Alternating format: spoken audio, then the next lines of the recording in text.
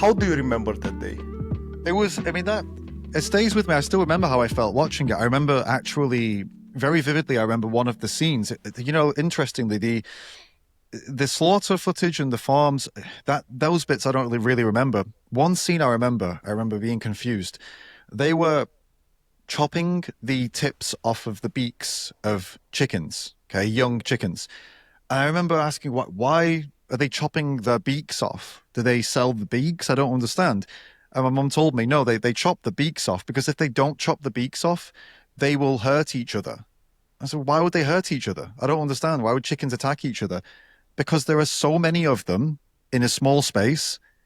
If they leave the beaks on, they will end up killing each other because the beaks are sharp and because they lose their minds like we would. You know, put 1,000 humans in a room and turn off all the lights and control everything and, you know, make them live in close proximity. We're going to end up hurting each other. Well, they do the same thing. They lose their minds.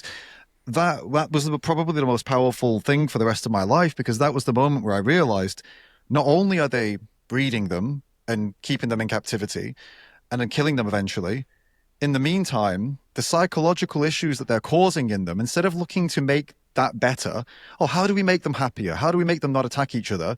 No, let's not do that. Let's cut their beaks off so they can't attack each. You know, that to me blew my world wide open as a kid.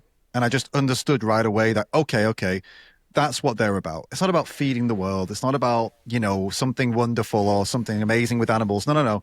It's all about how do we just get everything out of them, you know, profit from them as much as possible, cut as many corners as we can, you know, cut their beaks off. You know, then with pigs, they cut their tails off, they pull their teeth out, right? That's what they do to pigs, because for the same reason, because they'll attack each other.